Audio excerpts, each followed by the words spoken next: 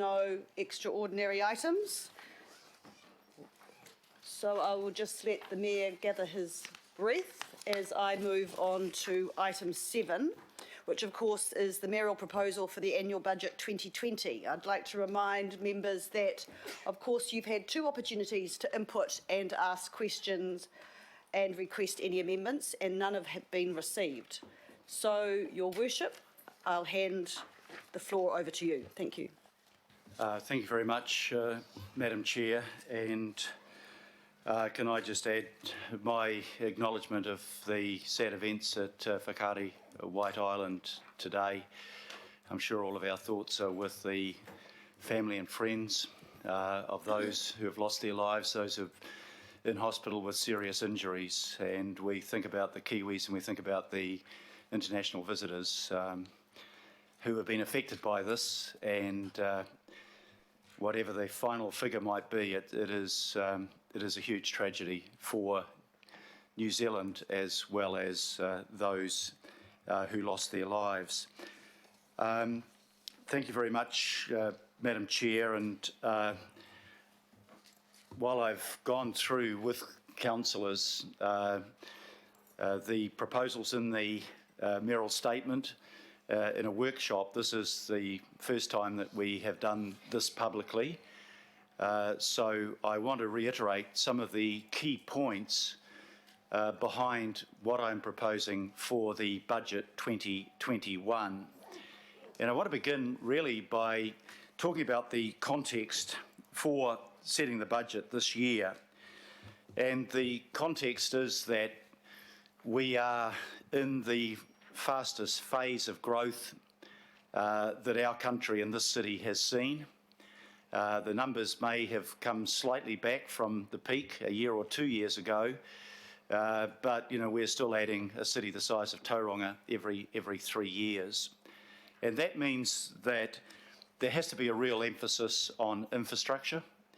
And what this budget does, of course, it's year 3 of our long-term plan.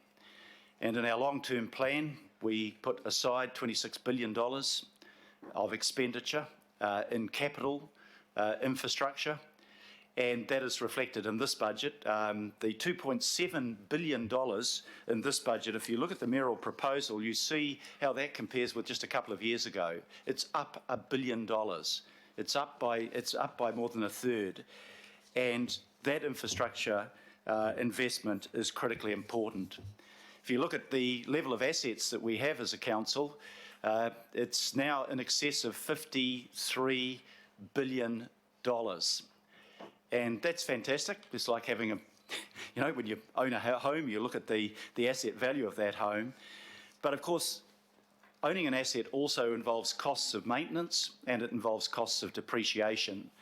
And while in our own homes we don't consciously put money aside for depreciation, when you're an organisation of this size and with that level of assets, we have to, and we're moving towards fully depreciating our assets by 2025.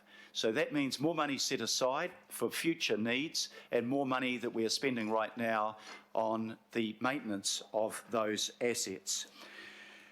What we have achieved, I think, needs to be stated because it's quite substantial. In housing, we saw from our economist just last week that for the first time in years and years, we are actually building housing at a level where we are meeting the current growth and actually making some small inroads into the backlog. The backlog of housing need is about 45,000. So it's going to take some time and we need to keep that effort up. But record levels of housing consents month after month. That's really important. Really important too that we hit that magic figure of 100 million passenger trips a year on our public transport. Not the all-time record, because in a wiser age we had things called trams and most people travelled by public transport. We followed the Los Angeles model to our cost, but we are now building back that transport network and it will make a difference. And when we see CRL delivered, that will be huge. That will be huge for our city and likewise for the delivery of light rail. But That timetable is in the hands of the government. We are also making some real gains in protecting and sustaining our environment. And I want to acknowledge the contract that we signed earlier this week, I think it was, Richard, for turning our food waste, which is a third by weight of all of our waste, not into dumping it in landfills and suffering from carbon emissions, but turning that food waste, as we will in the coming period, into biogas that can be used for heating and power, and into a rich fertiliser. That is a sustainable economy, and it's good to be making advances of that nature. I'll come soon to the question of water quality and climate change, which are vital parts of the equation. So we can sit around this table and we can celebrate what we've achieved, but we also have to acknowledge the very real constraints on us. And the constraints come firstly in terms of limits on our capital program. In the last year, we spent $500 million on CRL future-proofing, which everybody around this table voted for future-proofing because it made sense, and for adding contingency. The America's Cup, $113 million, which I am very pleased to see is on track and on budget, possibly even below budget, which is something that we can celebrate. Doesn't happen often enough. And the extra cost that we put into Eden Park, $50 million. That means, particularly with the CRL expenditure peaking in 2023, that we will brush up against the debt to revenue ratio that we have. So while we've done really well, we don't have a big pot of money there just begging to be spent. It doesn't exist, it is committed. We will wait with interest to see the Minister's announcement tomorrow on extra infrastructure spend, but we won't know for some months what projects that might assist us with. We also face, secondly, some additional costs that can't be built into this budget yet because they haven't been finalised, and those are the costs that come through our council-controlled organisations. We know, for example, we put $12 million into operational spending for 1 year into Auckland Transport last year. We will need to at least meet that level, I imagine, and there are other requests from CCOs that will be gone through carefully, and we will be exceptionally careful in what we approve, but there will be things that are needed to do. So that lessens our scope to invest either more in operational or in capital expenditure. One thing I wanted to do, if I return to the environment in this budget, was to send out a signal. We won't be massively increasing our budget for climate change until we have worked through the process of looking at the climate action framework, which we have now received submissions on and we are working through. And the time to significantly increase our funding in a program such as reducing our carbon emissions will be a long-term plan. It does have to go out to consultation. We will need to look at where we reprioritise, what we can do best in terms of value for money in our expenditure, and whether we need to raise additional revenue. But I thought it really, really important in this budget to send a signal that we were about getting our own house in order and showing some leadership. And the proposal that we have in this budget involves a range of different programs, but the two areas where we will move on immediately are the areas of reducing our carbon emissions from our car fleet and reducing our carbon emissions from our gas heating of aquatic centres. Between the two measures that I am proposing here, over the next 4 to 5 years, we will reduce our carbon emissions by nearly 20%. Is that enough? No, but if every private firm for the next 3 to 4 years reduced their carbon emissions by 20%, we'd be making a huge difference. And we are showing leadership in this area. We'll reduce our fleet overall by 230 combustion engine vehicles, and we'll replace a further 358 vehicles with combustion engines with electric cars. That is a significant move in the right direction. We need council, government organisations, private organisations to purchase electric fleets to create a second-hand market for those that generally don't buy or can't afford new vehicles. Switching our aquatic pools from gas-fired to electric-fired heating also makes sense. It produces some immediate returns. We will continue in the process of creating carbon sinks. We completed the program of 1 million native trees in the first term of council, 1.1 million to be exact, and we'll go better than that to 1.5 million this time. And if we can do more than that, we'll do more than that. And I acknowledge that that received significant support from councillors around the table the other day. We'll be investing nearly $1 million, 900,000 to be exact, in research and comms work to target the areas where we get best value for money. We'll be looking at how we change our unitary plan to send the right signals about reducing carbon emissions. That's a really good start, but it is only a start, and we will go beyond that. And we'll be advocating to government for things like assistance with speeding up our electrification of our diesel buses. We were one of the first 13 countries in the world to commit to no further purchase of carbon-emitting public vehicles post-2025. I would like to bring that date forward, and we will work with government to see if that is possible. In addition to that change, which is important, there are some other significant changes that I am proposing in this budget. In the first term in the last term, I should say, my first term of this council, we achieved the living wage for all of our directly employed council staff.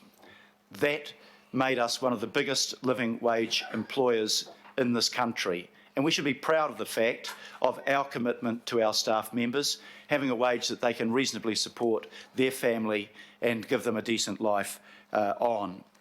But we employ a lot of people also that aren't directly employed by us, including our cleaners, the cleaners who clean our offices, the cleaners that clean the buses and the trains and work for organisations like RFA.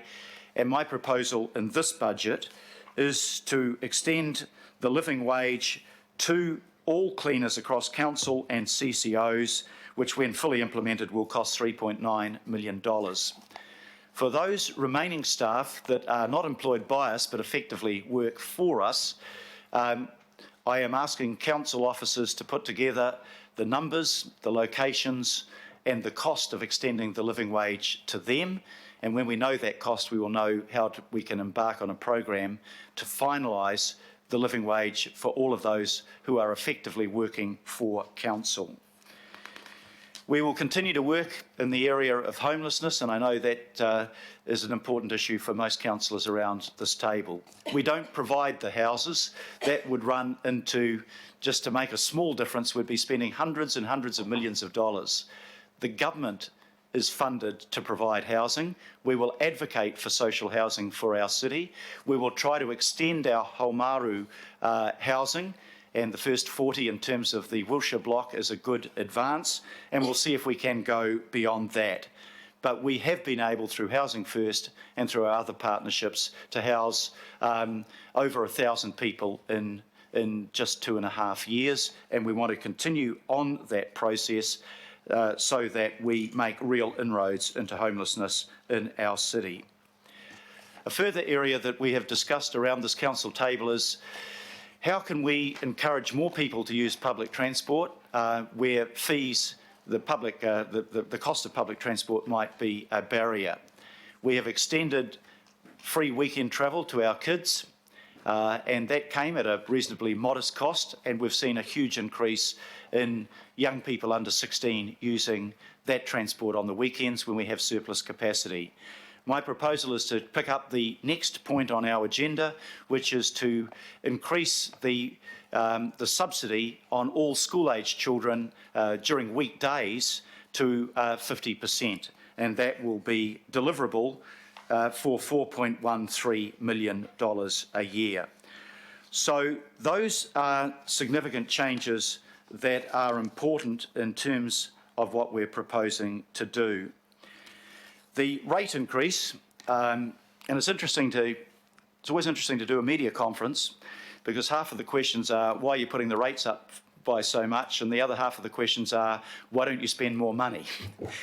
Most of us understand in our own lives and as governors of this council that to spend money, you've got to raise revenue. We agreed in last year's long-term plan to lift our average general rate increases by 3.5%. We went out for submissions on that. We heard the submissions, we listened to the submissions, and we made the decision overwhelmingly that we needed 3.5% as much as anything so that we could ensure we could maintain a debt to revenue ratio that would enable us to invest what we needed to invest in our capital infrastructure. We will keep to our 3.5% undertaking last year and the undertaking that I made in the recent election campaign. I know having more money would be desirable, but I also know that there are people in our community that struggle to meet their costs, including the cost of their rates. I did not promise a rate increase higher than an average general rate increase of 3.5, and I don't recall any other councillor promising that either. So what we also need to do is to make sure that we maximise the value for money we get from our expenditure. We can be proud of the fact that we will cumulatively have saved $62 million a year in the budget that I am proposing, and that our value for money and other reductions in reducing inefficiencies, reducing duplication. Chair of the committee might remind me, it's 270 million already realised out of a target that we have of $500 million.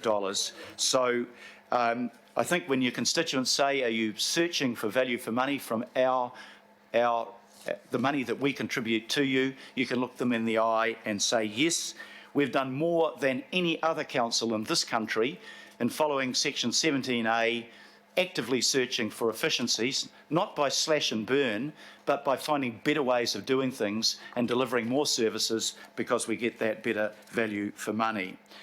So that, in essence, is what I'm proposing in this budget. There are some other areas arising out of our decision in the long-term plan where we will significantly increase expenditure in this budget. In terms of cleaning up our stormwater and our wastewater and providing fresh water, between water care and healthy waters, we will be spending in this budget $665 million in the 2021 financial year. When we went out and asked Aucklanders what was important to them, they said the quality of the water at their beaches and in their harbours. We asked them whether they would contribute towards that by way of a targeted rate and for environmental enhancement, and 2 to 1 they said yes. 2 to 1 in the polling that we did, and more than 2 to 1, 70% of the submissions that we received. So that extra money will be part of bringing forward by 20 years our cleaning up of our waterways. If we look at the area of parks and open spaces, we will be spending $57 million on acquiring new parks and open spaces in the financial year that this budget covers, and we'll be spending $43 million more on development of those parks and open spaces. That, I think, is a big step forward.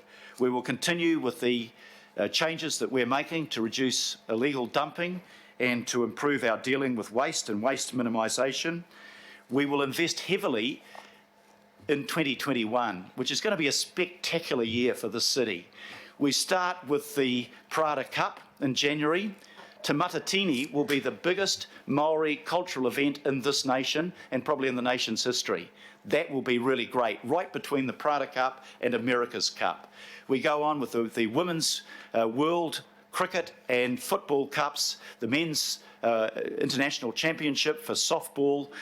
We have APEC, which will be huge, And we end the year with the Ocean race, once known as the Volvo Race, which is also a spectacular event. So 2021 is the time when we showcase our city to the world, and we produce a really vibrant and exciting city, and we're making good progress on the preparations that we have for that.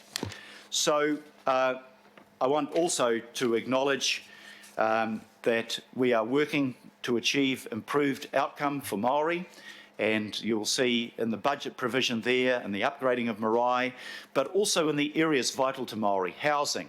57% of our people that are housed under Housing First are Māori. That is an indication of the disadvantage and the need to address that area. Those things are really important to ensure that we achieve an inclusive city. It's a big program we've got in this budget. It is doable. We acknowledge the constraints and we maintain our fiscal prudential management of our finances, but at the same time we move this city forward. I'd like to commend this budget proposal to members of the governing body, to welcome questions and comments. And of course, this is at this stage simply the mayoral proposal. It now goes out for consultation, and we will listen to what people are saying to us, what their priorities are, and the degree to which this proposal matches their needs, their concerns, and their expression of opinion. So thank you very much, Madam Chair. I'm happy to answer any questions that people have over and above what we've already covered in workshops and other sessions. So just before we do that, I take it you'll be happy to... I will move the acceptance of the mayoral proposal as it's set out in item 7. Let me get exactly what the wording is. Receive. That we receive it and we note the key matters that are outlined. Okay, and I will second that.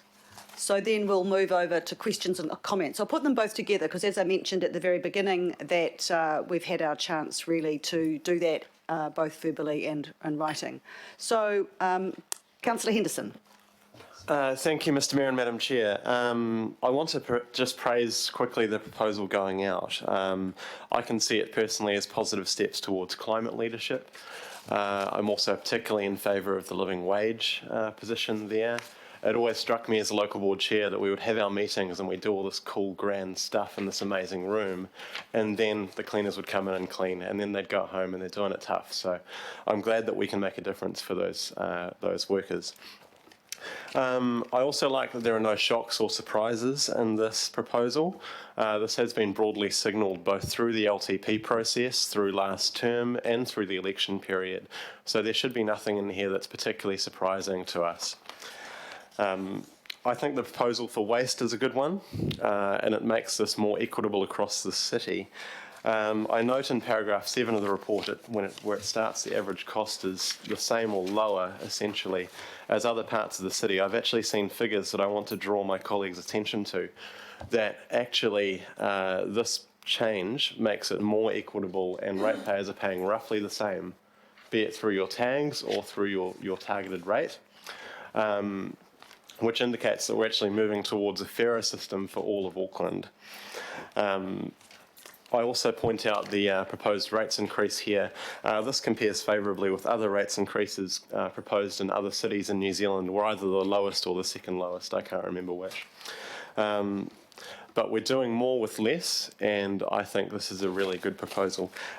Just finally, I'd like to add that as a new councillor, I'm excited to hear what the public and my colleagues have to say on this proposal. Thank you very much. Councillor Hills. Thank you, Madam Chair. And I don't have any questions, but I just will have a few comments based around, mostly around my committee, but generally thank you, Mayor, for asking us for our opinions and feedback and working with us on some of these goals for our environment and for our climate. And you have made clear, and I'm glad you've made it clear that these are starting the first steps. These are not our climate action. This is not Auckland's climate plan, but this is definitely a good start. It's about significantly reducing our emissions as a council, showing leadership. The other things around the fleet, that is significant work. That is a big number to try and reduce. That is also a big number to try and electrify in a quick way. But talking to some business leaders in the last couple of weeks, they're doing that type of work too, and that will also have an impact on the community around when those cars go out into the community to private ownership. There'll be more in the market for people to purchase second-hand. There will also be an increase in infrastructure and just acknowledgement that that is the direction we're moving. If council can show leadership and business can show leadership, and then the public start seeing ways that electric vehicles become normalised and become more affordable for others. Around the boilers, I think, and there has been discussions, and Councillor Coombe and I have been looking at different ways to reduce energy. The boilers, to be honest, I hadn't looked too deeply into it until it came up through the ACAF framework, that those are significant for reducing our emissions rather than solar and others at this early stage, because of our electricity in New Zealand is largely over 80% sustainable already. So it is about reducing that natural gas impact. The other things that will got a small mention, but the money that's in there for planning that will go alongside Te Taruki Tāwhiri, our climate action framework, is around the climate assessment tools. Our staff are already working really hard on getting those climate impact statements into the reports, but what they do need is some more tools around that to measure the impacts of our decisions, and that will help that. The review of the unitary plan, that may be a hard one, may be an easy one for all of us, but there does need to be significant work in that area around the impact of our planning decisions and new subdivisions and things like that, that will have a positive or negative effect on where we have housing, transport, and those sort of plans. So that's significant.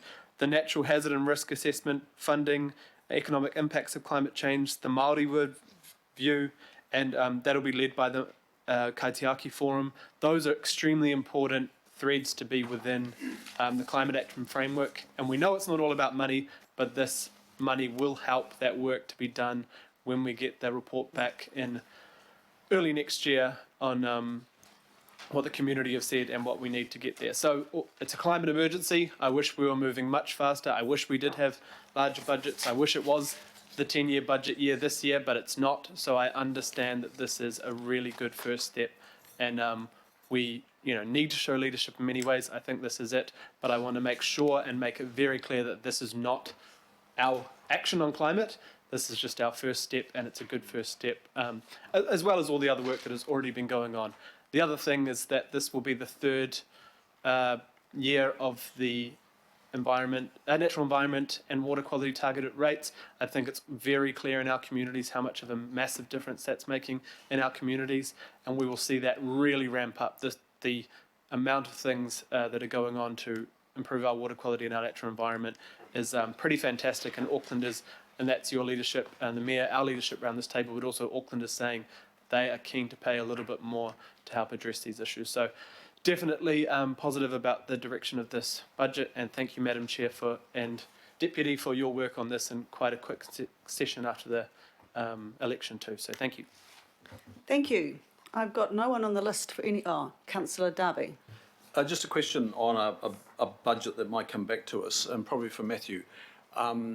In light of the Queen's Wharf Dolphin budget, it's currently in budget at 9.6, rounded to 10. And as of Friday, there's a stay in the proceedings, the Environment Court action. If we arrive at a point where there is no project, does that give us debt headroom of approximately $10 million for this budget? Where would that sit? So, through the chair, yes. Headroom going forward. But I wouldn't get excited about it, because if the Dolphin were not to go ahead, then what we would need to do was to bring forward the expenditure on a permanent solution, which is permanent but would also be very much more expensive, as you and I have discussed on various occasions. The permanent solution would be if we were able to use Bledisloe, the western side of Bledisloe, to moor the oversized cruise ships such as Ovation of the Seas. That is a better solution if we could bring that forward so that we didn't have to have a temporary solution in the Dolphin. But we are working through that with the cooperation of the ports at the moment. But, you know, I think all of us would like to see the permanent solution rather than the temporary solution, but we need to work out what that actually means. But the amount of money that would be involved in remedial action for Bledisloe would be significantly higher than anything that the Dolphin would cost, but it would be there permanently. I agree, but I guess my emphasis is that it would be a different budget decision. I'm talking about the historical budget decision. Yeah. It would be different. And that could be reversed. In terms of, just clarification, Mr. Mayor, I think it was on the child fares, which is consistent with what we were discussing last year, the increased subsidy. The wording is all school children increasing the child subsidy. The child subsidy is for 5 to 15s. That's the definition of child. You are referring to child and secondary students. Okay, that's good. Yeah, it includes up to the age of 18, I think. Just looking around for confirmation 18, of schools- the detail. school 18, yes. Okay, good. 19, okay. Up to 18, but below 19. Okay, it's looking better all the time. So it's not just child, it's We'll reach 25. it's child and higher. And just in terms of, I agree with you that we should review the Auckland Unitary Plan through a climate lens. Is there an assumption that we've already got underway a review of ATAP and the Regional Land Transport Plan through a climate lens, or is it worth emphasising that in this budget, or is it already assumed? It is assumed, and you know, maybe I can just use your question to answer a wider one that came from two other colleagues. Some of the big changes we'll make in reducing emissions are, one, moving to public transport from private transport. Every 90 people on a bus is using far less, causing far fewer emissions than 90 private cars. But we also need to look at how we can lift that capacity and how we can electrify the last link, which is to Pukekohe. Electrifying from Papakura to Pukekohe, I think, would be widely welcomed. Third main trunk, which is not in this budget, but something that we're pushing government towards. And maybe that's something that the Minister of Finance will be considering when we get the final announcement, which will be early next year on the specific projects.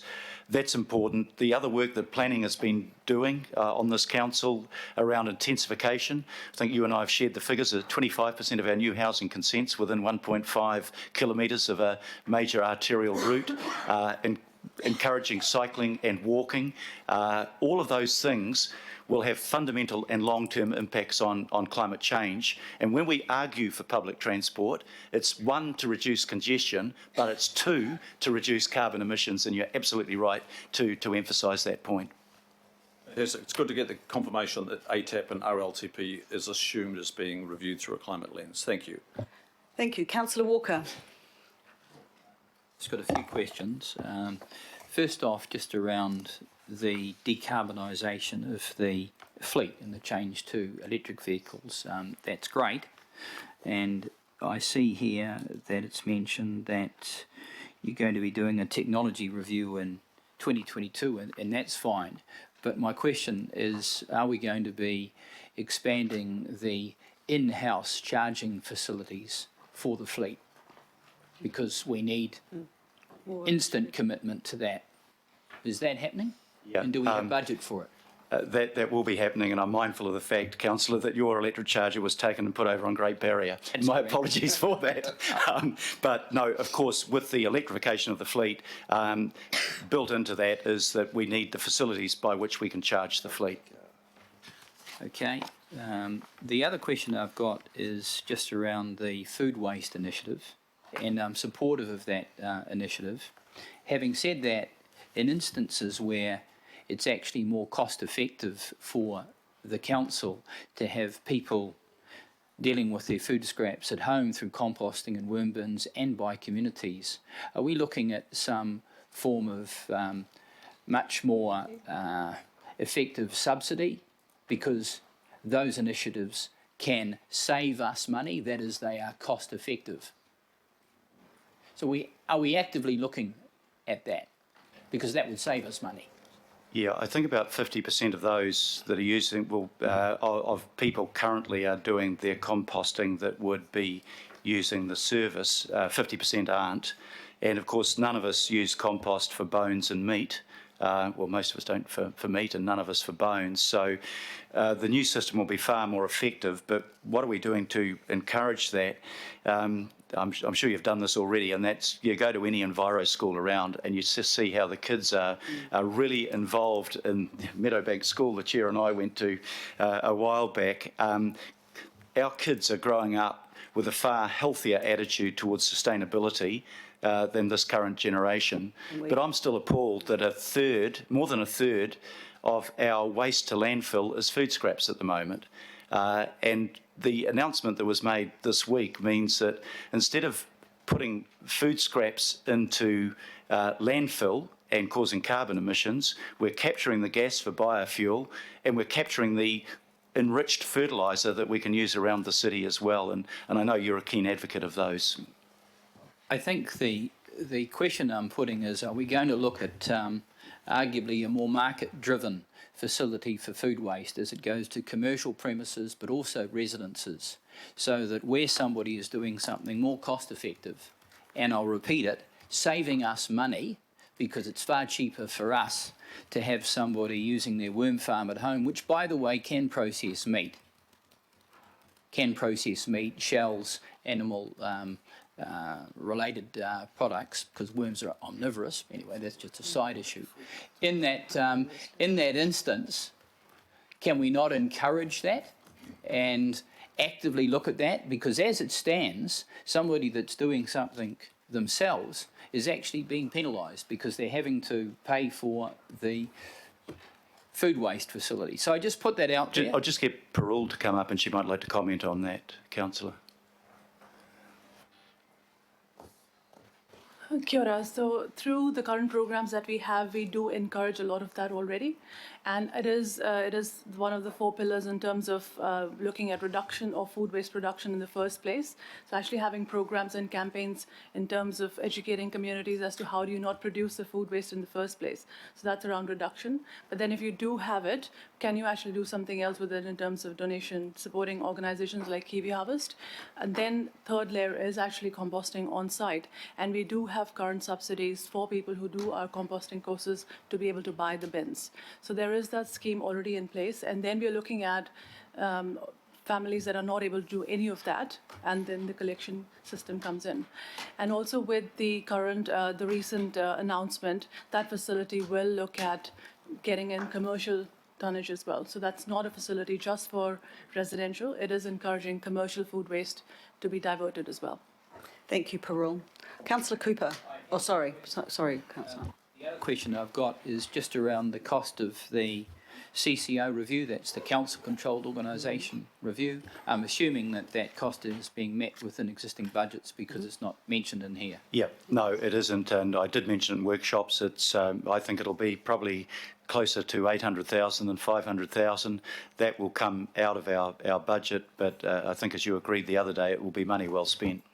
And does it follow then that we'll also be finding budget for other work streams that we've already committed ourselves to, for example, the marina strategy, that we could at least start? And by the way, there's an offer on the table for a stakeholder-led review that could be considerably economical. Yeah, it is a case of prioritising. We do that, council officers do that every day of their working life. I think everybody around this table believes that the CCO review is a priority.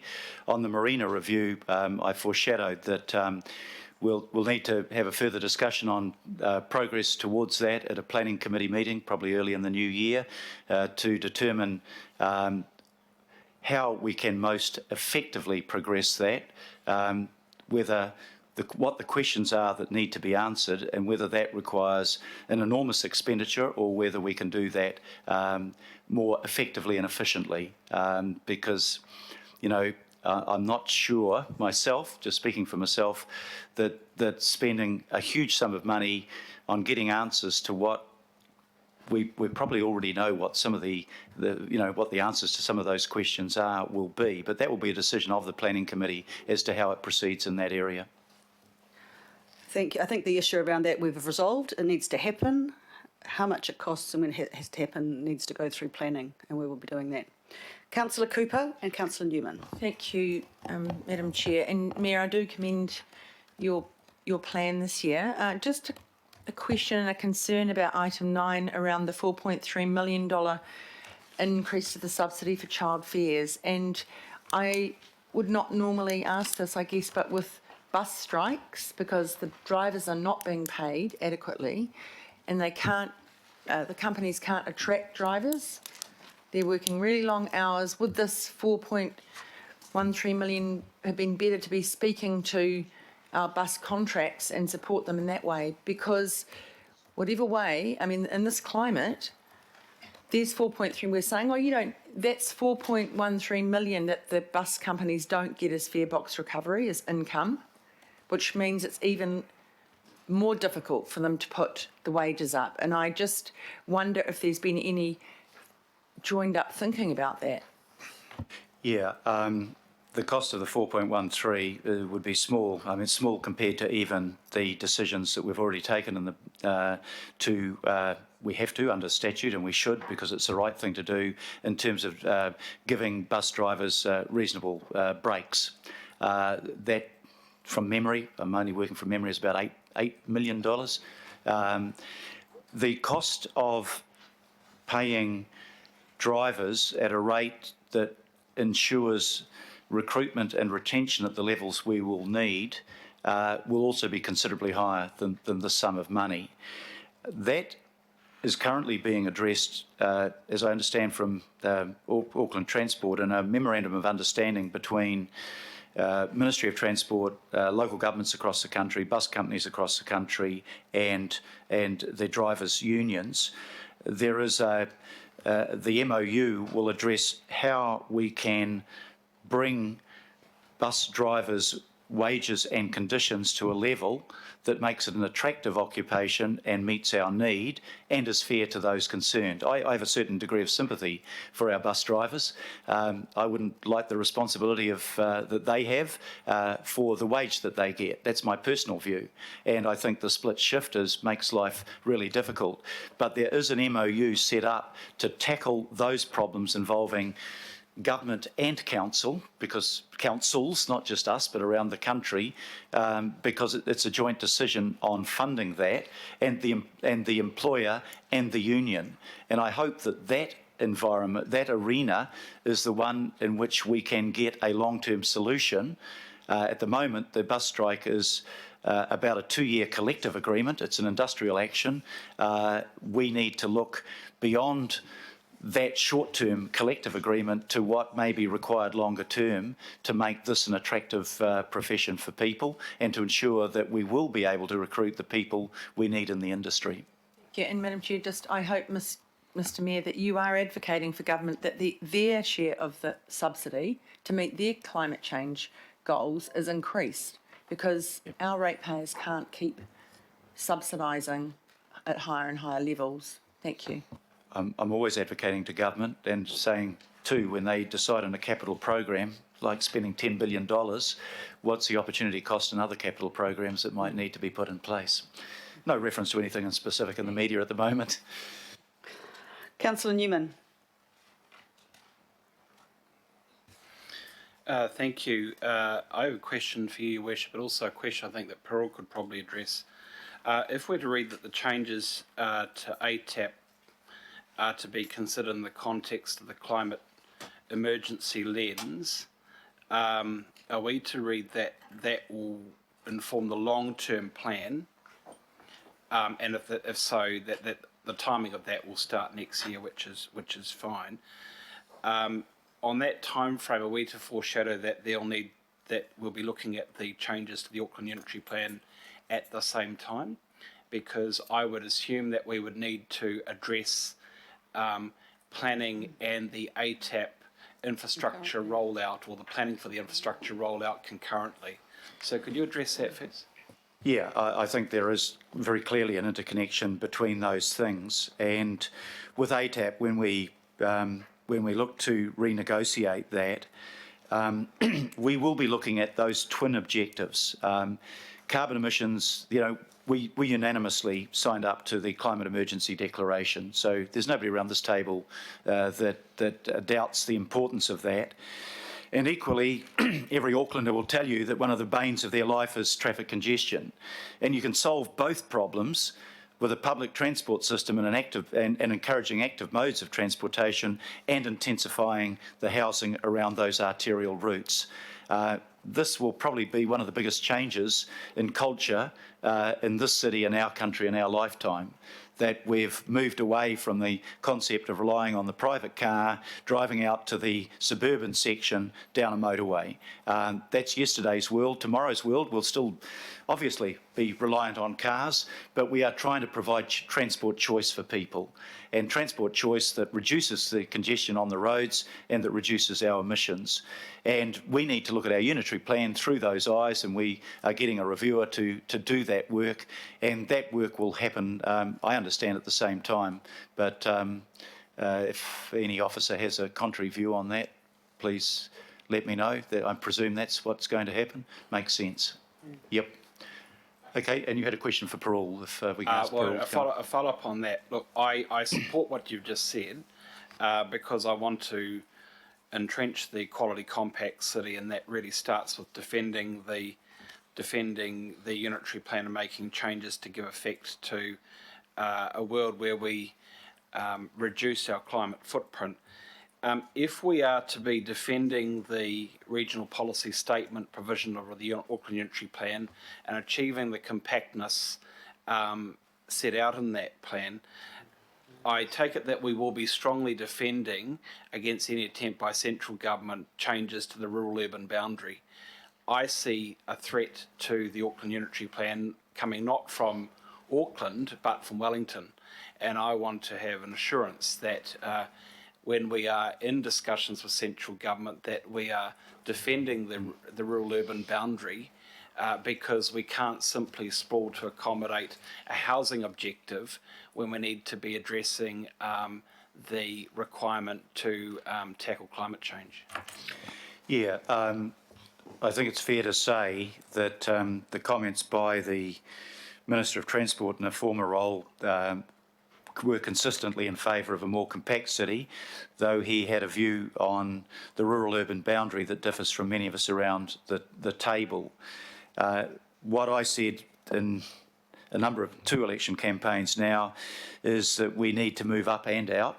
So we still need to have the developments that we're seeing in Millwater and Drury, but more and more the developments will be to make a more compact and intensified city, and we're seeing that in where the building consents are going out for.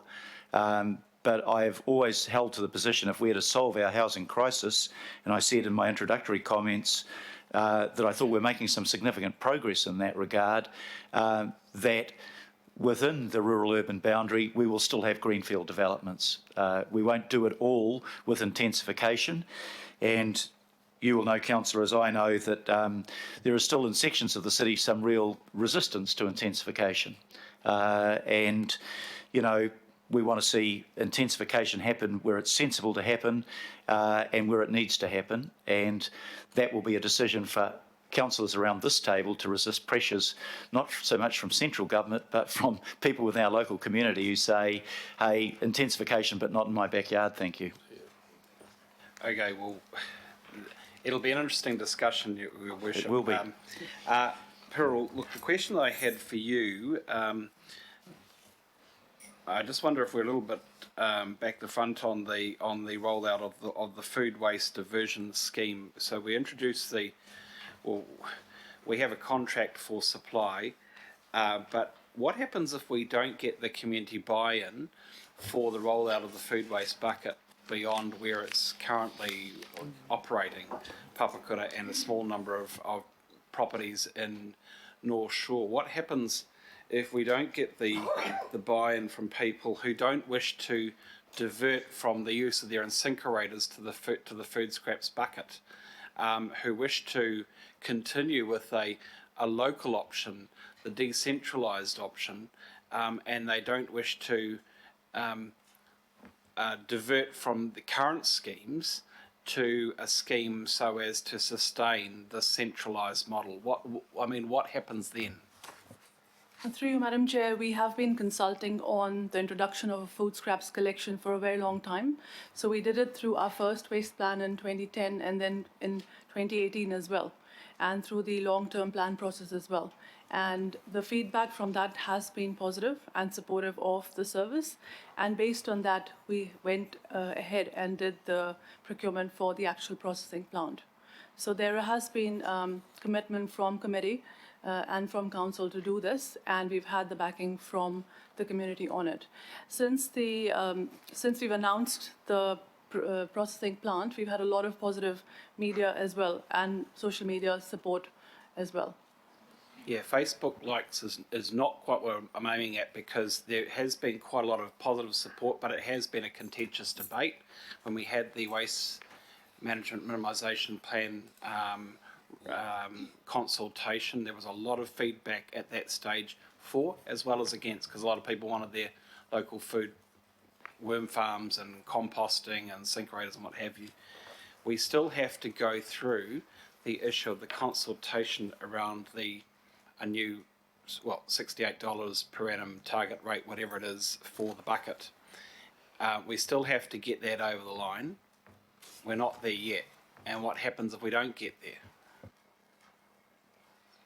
As I understand, we had the mandate to go out and procure the processing unit, the plant, and the $68, that is part of what is legally required in terms of putting it out there, in terms of how do we fund the service, and that is through a targeted rate or through other avenues. So Andrew Duncan's team, the rating team, is not required to do any more consultation around this. We've got the green light ready to go.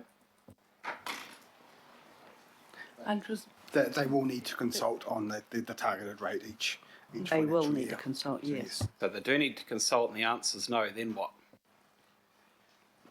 Should we cross that Then, bridge? then we take a major step backwards in terms of reducing the 35% of waste that goes into landfill. And I don't think anybody around this table thinks that we don't have to address that problem. It is a case of we all want to go to heaven and we don't want to die. We want the food scrap collection. But the truth is, when we want something, then we've got to meet the cost that goes towards it. And there's no point in us talking about sustainability if we're not prepared to act on it in the end. Obviously it needs to be put in place in the right way. It's been trialled on the North Shore. You've had it operating in your area.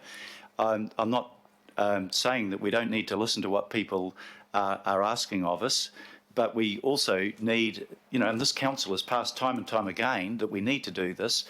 We go out to listen, but we also go out to explain why we need it. If we don't do that, we're not doing a service to our constituents.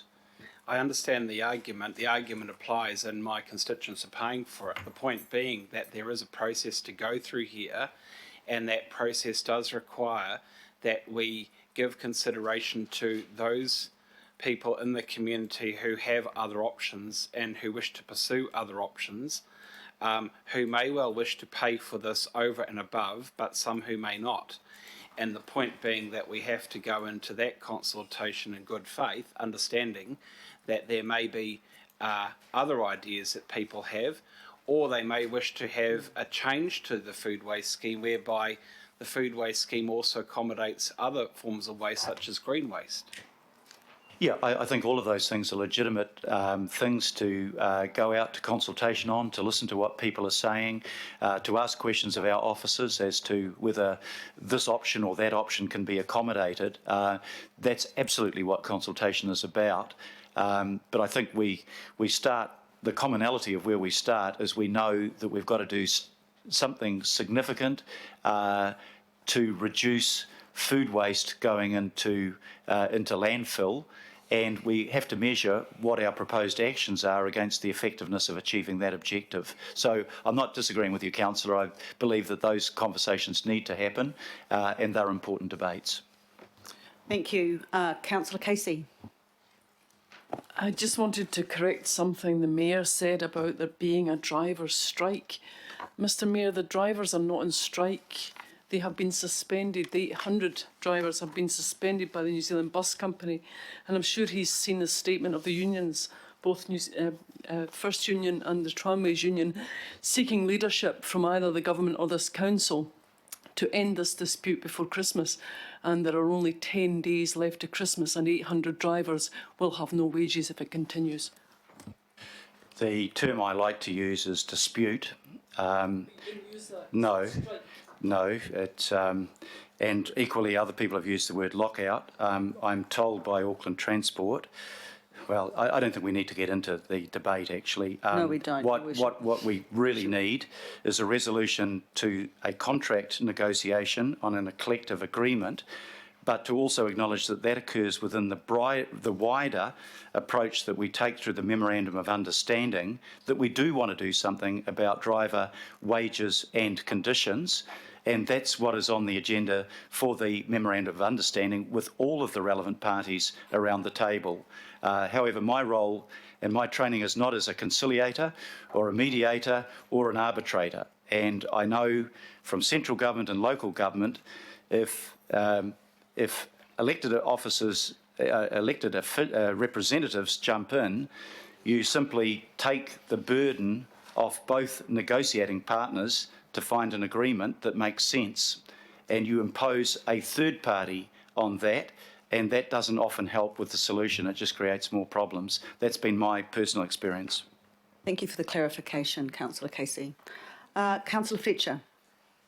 Thank you, and I apologise to everyone for wearing my sunglasses, but I managed to break my glasses on the way here, so I am having to use the lens of these sunglasses.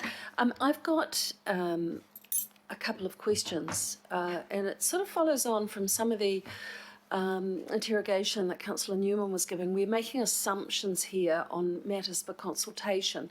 So forgive me if I just want to just clarify a couple of things. The targeted accommodation rate, when last officers advised me, that was before the courts and the judge was to give a ruling. Does that remain the case? Yes. Yes, yes. So what assumptions within the budget might I make on the targeted accommodation? No assumptions, because until such time as we've seen the results of the judicial review, we have no guidance at all about whether changes are needed in that regard. What I think most of us would agree around this table is that we would much prefer to have a bed tax, but the government in dealing with the same request by Queenstown has left it up to a members' bill which would allow a bed tax for Queenstown and Queenstown only, and would not apply to any other part of the country. Might be good if we could collectively work on members of parliament to see if some of the Auckland members of parliament would come up with a similar proposal for Auckland, because I think a bed tax is a more effective and administratively easier and more equitable way of doing it, but we don't have the power to do that at the moment. So that's what our ambition is, but the government has not been, neither government actually so far has been responsive to that. Thank you for that, and I would agree with you on that, the desirability, because I think it would be somewhat less punitive on those individuals who are trying to run a small business on the side, and the way that it's applied in terms of capital valuations can be very harsh, and I know a lot of us have had correspondence from people, particularly with Waiheke. There's been concern on that. The second query I had relates to what progress we're making on the issue of landfills and what provision there is within your budget, sir, around the issue of disposable nappies and continence products. That, for me, has been a very long-running concern, and I'm really interested to know whether or not there is going to be provision for some commentary on that through the consultation, because as the grandmother of 5 and having been the mother of 2 and never used disposables, I remain terribly concerned. It might seem trivial to some, but it's a huge, huge issue, and I would like to feel that we are making some provision for this within the consultation that we will be going out for.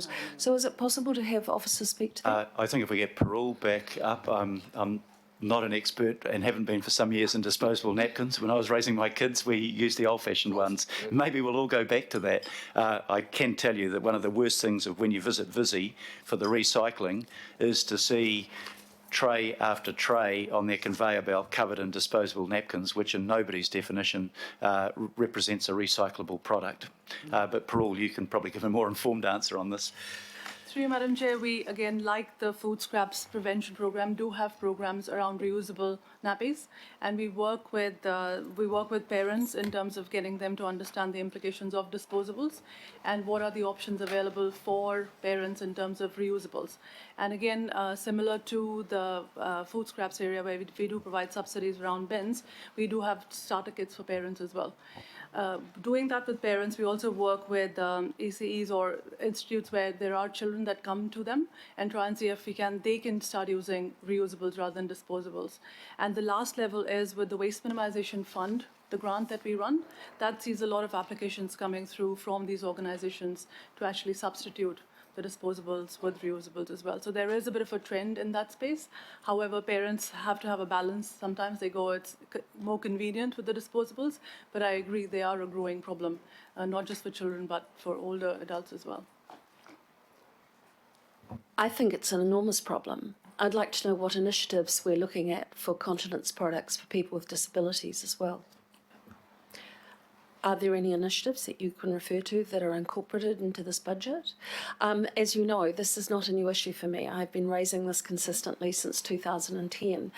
And while it might seem a matter of, convenience for a parent or nonetheless, there are literally tons and tons and tons going into landfill of these products that in some ways, if you're trying to evaluate where the greatest harm is for us, I would argue that there is a very, very big problem in and around these products, and there must be some initiatives that we can look at, given that we are the largest city in the country, that might minimise some of the damage in and around their use. Through you, Madam Chair, I can share the other programs that we've got around sanitary pads and things like that as well, which I can have a bit of a report coming to you. So there are other programs that are working in tandem with nappies for babies as well. So we can share that with you. But for the disability community, and you have a growing community that fall into that category, there are massive increases in the numbers of continence products for primarily older New Zealanders. And I think that we should be looking to how we can prevent that while accepting the fact that these products are necessary, but there must be better ways of using them and encouraging innovation in terms of the products actually available. And I think this council has remained largely silent on this matter, and I would like to raise it as something that we might like to be able to include in our consultation in some way. But Parilla, you may have some initiatives in the pipeline that I'm unaware of. Through you, Madam Chair, we can share what we've got, and if there is a desire to do more, we can look at that as well. In the recent times, we've had companies come to us talking about recycling some of those disposables as well, and we've looked at whether we can help them in terms of collections. But yeah, so I'm happy to share what we've got. Thank you. If you could just Thank you. That would be good. Do you want me to speak now? Yes. Thank you. Right. Well, in many respects, there are initiatives within the Merrill proposal that I am very supportive of. I certainly welcome the move to full depreciation, mirroring the commitment of the Legacy Auckland City Council. I think that is something that I really applaud, and is something that I'm very pleased to see. And the Mayor is quite right to talk about the need for investing in the infrastructure, the long overdue investments that we need. But I'm also mindful of kind of how we manage change. And given that 1% rate increase equates to, what, Madam Chair, about $16 million, is that right? $18 million. In the scheme of things, it's sort of nickel and diming, really, when you look at these vast sums that are spoken of by the Deputy Mayor, the 29 billion and so forth that we are going to have to be able to find. And what is to the forefront of my mind is just the inconvenience that this generation of ratepayers are experiencing with Mount Eden coming up. We've got the closure of the Mount Eden station for 4 years. We've got major disruption in and around that area.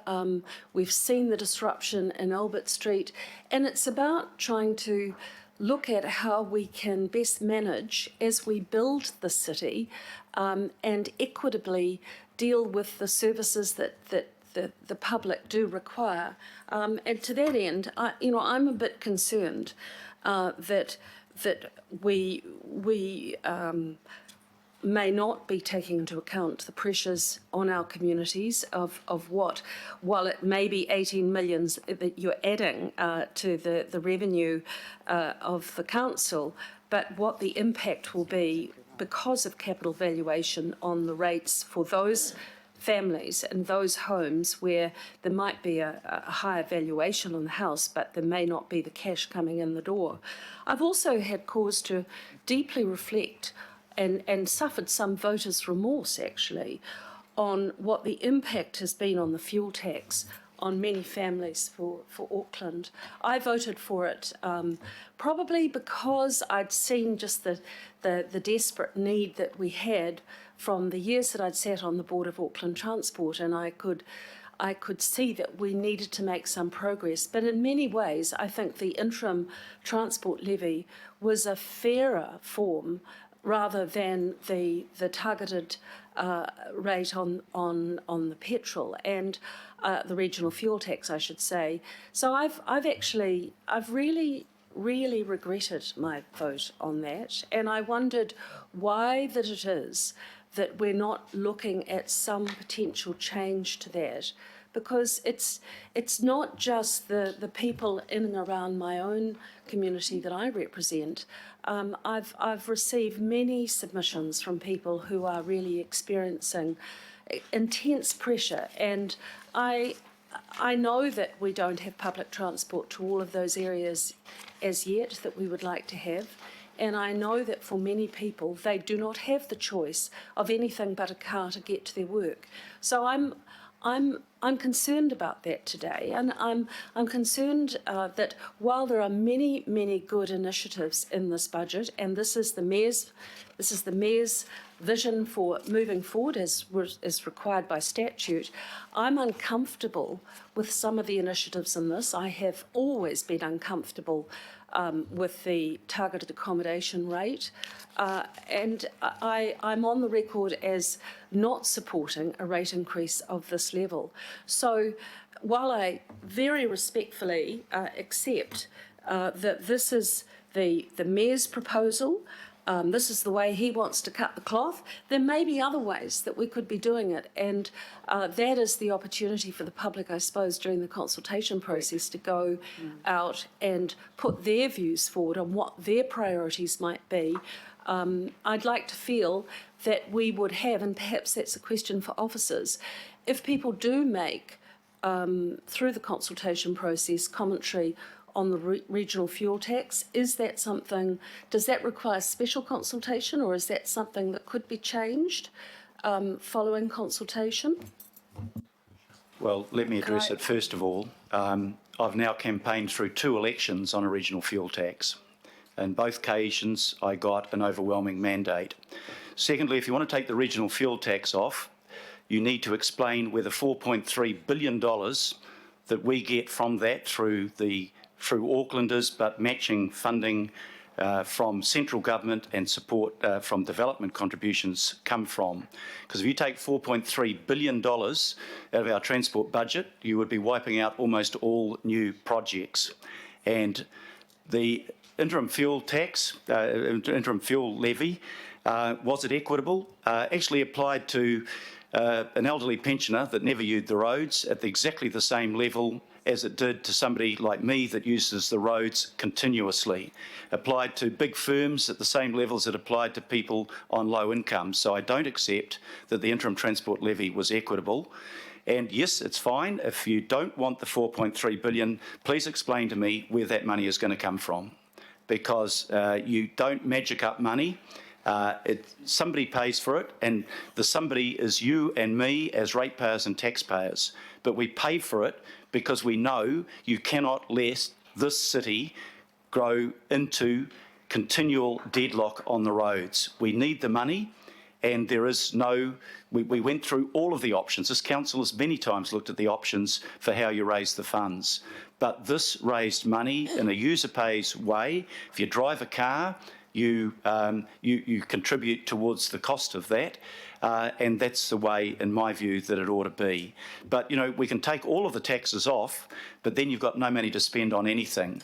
And time and again, I hear from people, we want you to provide better services, we want you to invest in more infrastructure, but we don't want to pay towards it. Well, that's not the real world. I respect that this is your proposal, sir, through you, Madam Chair. And what my questions relate to is where the opportunities are through the consultation process for people to express a view and for the appropriate response from us as elected members when it becomes our budget. So, Madam Chair, I don't wish to take too much time in the debate today, but I will not be supporting this proposal, and I would like to feel that officers can present to us in a way that is as comprehensive as possible, perhaps other ways that we might cut our cloth for Auckland. I'm not unrealistic. I realise that we need income in order to be able to invest in the city, but what I'm querying, is this the only way, or do you have a monopoly on good ideas? Yeah. Thank you, Councillor. Just remind you. Absolutely not, but I took my ideas to the election and you took your ideas to the election. Ladies and gentlemen, can we just stop there? Thank you. I don't think I'll move on. Thank you, Councillor Stewart. You have a comment or a question. Thank you. So if you want to come back up. Okay. Parul, can we have you back again, please? Thank you. Thank you. Just a couple of areas, and one of them I'm just picking up on what Councillor Fletcher was talking about with the disposable nappies, and I know it's something you will remember back in 5th of January 2018 had really severe weather, and a lot of the rubbish bins opened up, and some of the bins actually had these very heavy disposable nappies in them, and the bin collectors found just too heavy to lift, and so they were just left. And if it hadn't have been for you organising for somebody to go and do the heavy lift, that would have, been a problem. But we do have an ageing population, and we do have a lot of people with disabilities. So I certainly support what Councillor Fletcher's just been talking about.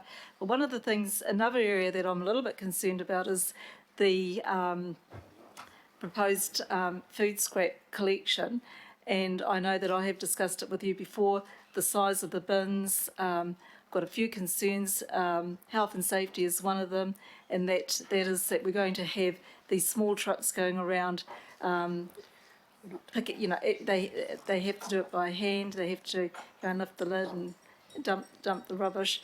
And that was something that we tried to get away with when we had the small recycling bins of the past, which went right through the whole region and no longer used. So one of the other concerns is a lot of people in my community have said that they're concerned about flies and the smell. People won't clean the bins. It's not just in my community, it's people in neighbouring communities are very concerned about it. I've had a number Councillor, of... could I don't mean to interrupt, I'm terribly sorry, but this budget isn't changing that as yet. Can we hold those questions until we get to the time in our calendar when we will be potentially looking at that or not, right? This budget for this year, financial budget, is actually not changing the current food scraps bins anywhere else, all right? So Right. just leave it there. No, but I do think that people need to start thinking about this. If we're going to be voting on it At another time. at another time, At another we do time. need to think about it. Thank you, Councillor. Councillor Mulholland. Kia ora tātou. Thank you, Madam Chair. Thank you, Worship, for the proposal, and I'm appreciative of the opportunity that this will go to community for consultation. So kia ora on that. I do have a question, please, with regards to contamination and landfill. This may or may not be the appropriate space to raise the issue, and the concern that my community have raised with me. I believe it's a very expensive item, or there is a lot of funds involved. So what initiatives do we have in relation to the mayoral proposal, and it may not be the right space, for the governing body, I note governing body, not local boards, to pay for the removal of contamination in our parks across Tamaki Makaurau? I'm just interested in an answer on that, and I do have a second question, please, if that's okay.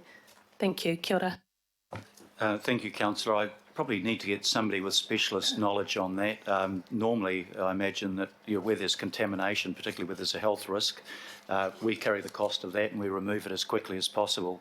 But I don't know whether we've got any specialist advisor from our staff there. Can If we Ross? haven't, Councillor, Otherwise, I can we get certainly that to find you? an answer and come back, We can get come back, officials to come back to you, Councillor. Kia ora. Were you going to give an answer or no? I don't think. We'll find someone to give a come. Yeah. Kia ora, I'd really appreciate that. Actually, my community would appreciate that, and I'm sure across Tamaki Makaurau we do want to resolve that issue. I must take this opportunity, Mr Mayor, if you don't mind, in your proposal we'd like you to add about $4 million for the purchase of Canal Road to save our trees. That's important to our community. Kia ora. Thank you. Thank you for that advocacy, Councillor. Thank you. we will take account of that. Yeah. So I think that exhausts this particular item, item 7. Look, I'm not going to add any words other than to say, in my personal opinion, it's reasonably fiscally conservative. It's in line with what the Mayor stood for at election time. It's keeping our debt affordable. It's keeping our high credit rating, all whilst delivering $2.7 billion of capital investment for a year which will host probably some of our largest events this city has ever seen. Also bringing into the city about 38,000 more people, which is the size of Taupo into Auckland. So we're also doing our bit around our own savings. Remember last year we exceeded budget. It's good to exceed budget when we're saving money. And we did that last year by over $1 million, as well as all of you being involved in the Value for Money Committee. So it's been moved and second. Ladies and gentlemen, I'd like to put it to the vote. All those in favour say aye. Aye. Against? Was called for division. Okay.